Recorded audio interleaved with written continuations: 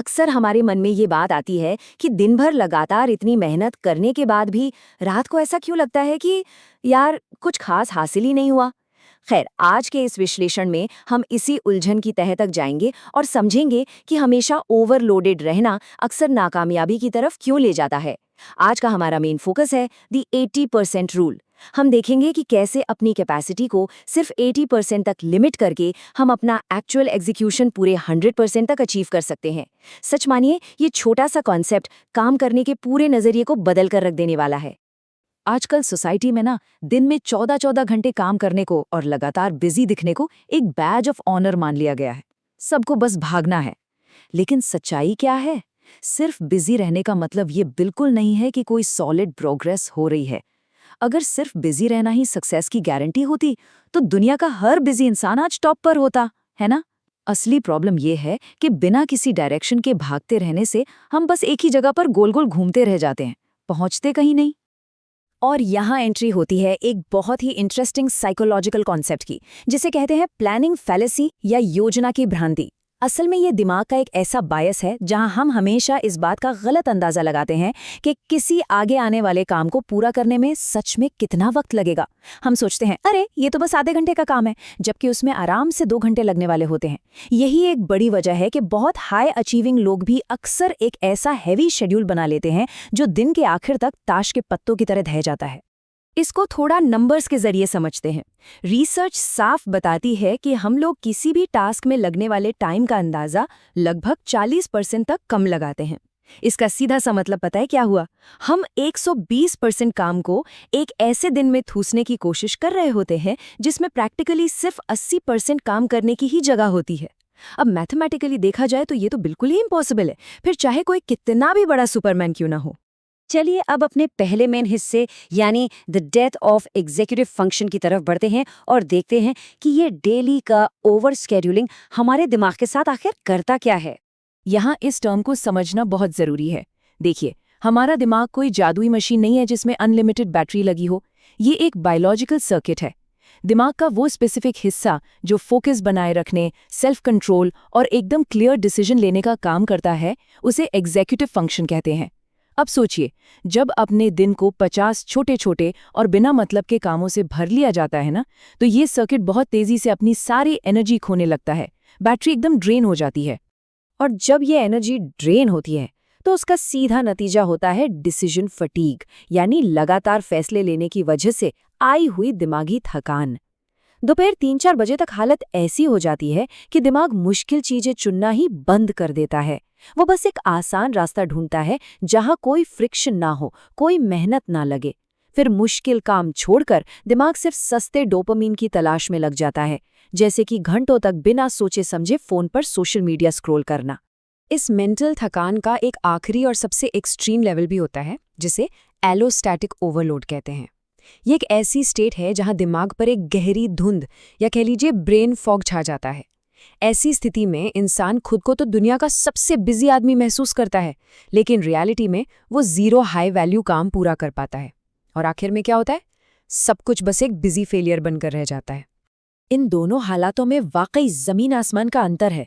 जरा कंपेयर करके देखिए।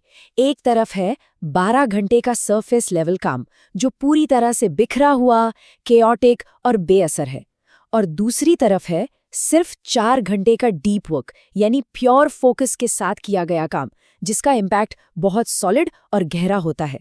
बात बिल्कुल क्लियर है, असली गेम तो बिजी दिखने में नहीं, बल्कि कम वक्त में हाई इम्पैक्ट वाला काम करने और अपनी प्रायोरिटीज को सही जगह रखने में है। तो अब सवाल उठता है कि इस दिमागी ओवरलोड से बचा कैसे जाएं? यहाँ हम बढ़ते हैं अपने अगले हिस्से, द हरा-हाचिबू फ्रेमवर्क की तरफ, जो इस पूरी प्रॉब्लम का एक बेहतरीन कल्चरल और प्रैक्टिकल सॉल्यूशन है। शुरुआत करते हैं मशहूर 80/20 पैरेटो प्रिंसिपल से। ये प्रिंसिपल कहता है कि हमारी 80% सक्सेस या रिजल्ट्स सिर्फ और सिर्फ हमारे 20% एक्शन से आते हैं। इसका बहुत ही सिंपल सा मतलब है कि कामों की प्रायोरिटी सेट करना दुनिया का सबसे ज़रूरी काम है। अगर आज की टू डू लिस्ट में 10 काम है ना, तो सच मानिए उनमें से सिर्फ 2 ही ऐसे होंगे जो वाकई लॉन्ग टर्म में कुछ बड़ा डिफरेंस क्रिएट करेंगे। अब इस हारा-हाचिबू शेड्यूल के पीछे की कहानी बहुत ही कमाल की है। असल में ये जापान में खाने पीने से जुड़ी एक फिलॉसफी है, जिसका रूल है कि खाना तभी तक खाना चाहिए जब तक कि पेट 80% ना भर जाए। और टाइम मैनेजमेंट के मास्टर्स ने इस प्रिंसिपल को टाइम पर भी अप्लाई कर दिया है। एक बेस्ट शेड्यूल को हमेशा सिर्फ 80% कैपेसिटी तक ही भरना चाहिए और बाकी के 20% को एक बफर जोन की तरह छोड़ देना चाहिए। क्यों? क्योंकि जिंदगी हमेशा अनप्रिडिक्टेबल है। इमरजेंसीज और नए काम बिना बताए कभी भी आ सकते हैं। इस 20% बफर जोन को खाली छोड़ने का एक और बहुत ही तगड़ा साइकोलॉजिकल रीजन है। इसे ज़ेगार्निक इफेक्ट कहते हैं। दिमाग की अजीब सी टेंडेंसी होती है कि जो काम पूरे हो गए हैं उन्हें तो वो भूल जाता है, लेकिन जो काम आधे अधूरे छूट गए हैं उन्हें लगातार याद दिलाता रहता है। ये अधूरे काम दिमाग के बैकग्राउंड में ओपन लूप्स की तरह घूमते रहते हैं और हमारी पीस ऑफ माइंड की धज्जियां उड़ा देते हैं। बफर जोन रखने से हम इन लूप्स को बंद कर सकते हैं। तो ठीक है, थ्योरी हमने समझ ली, अब थोड़ा एक्शन की तरफ बढ़ते हैं। हमारा अगला सेक्शन है अल्फा एग्जीक्यूशन प्रोटोकॉल रूल्स, जहां हम इस पूरी 80% फिलॉसफी को असलियत में लागू करना सीखेंगे। इस प्रोटोकॉल के 4 बिल्कुल साफ और क्लियर नियम हैं। पहला इची, दूसरा 80% कैपेसिटी लिमिट, तीसरा नेमा वाशी और चौथा ओपन लूप्स को बंद करना। ये 4 रूल्स सुनने में भले ही आसान लगे, लेकिन ये किसी भी नाकाम शेड्यूल को एकदम एफिशिएंसी के मास्टर क्लास में बदल सकते हैं। आइए इन पर एक एक करके नजर डालते हैं। तो सबसे पहला रूल है ईची, जिसका मतलब है अपना सबसे अहम, सबसे प्राइमरी काम ढूंढना। एक रात पहले ही ये तय कर लेना चाहिए कि वो कौन सा एक सिंगल काम है जो अगले पूरे दिन को सक्सेसफुल बना देगा। और फिर अगली सुबह उठते ही बिना फोन चेक किए या ईमेल्स देखे सबसे पहले उसी काम पर लग जाना है, क्योंकि सुबह के वक्त हमारी बॉडी में कॉर्टिसोल और दिमाग का फोकस अपनी एब्सोल्यूट पीक पर होता है। ये मौका गंवाना नहीं चाहिए।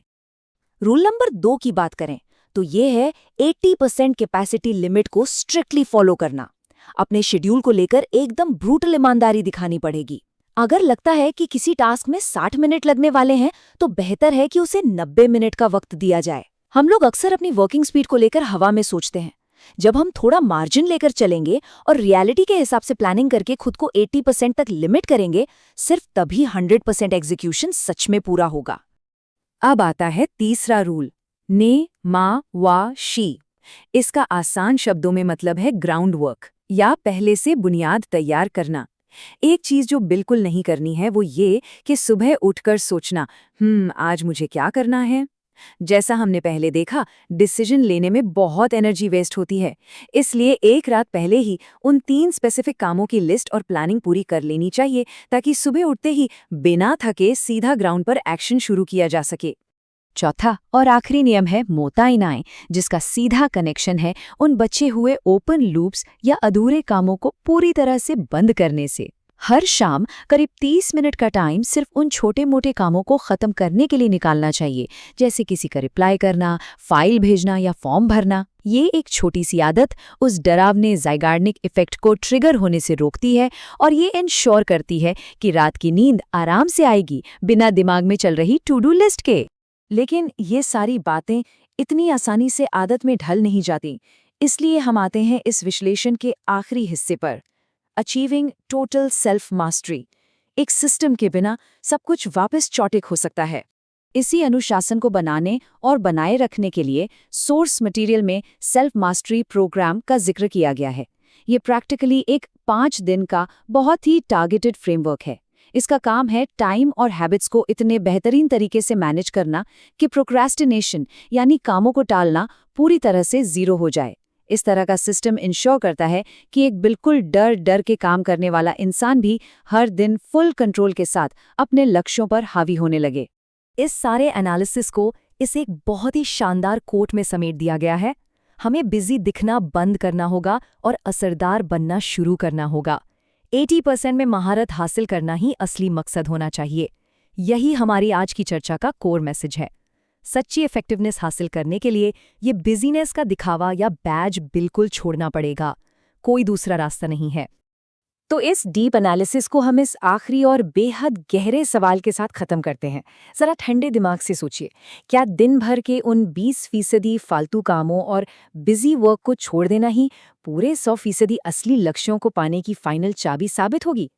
इस तरह की स्ट्रेटेजिक कैपेसिटी को लागू करने से काम करने और जीने की पूरी दिशा बदल सकती है। ये वाकई एक सोचने वाला मुद्दा है जिस पर आराम से बैठकर विचार करना तो बनता ही है।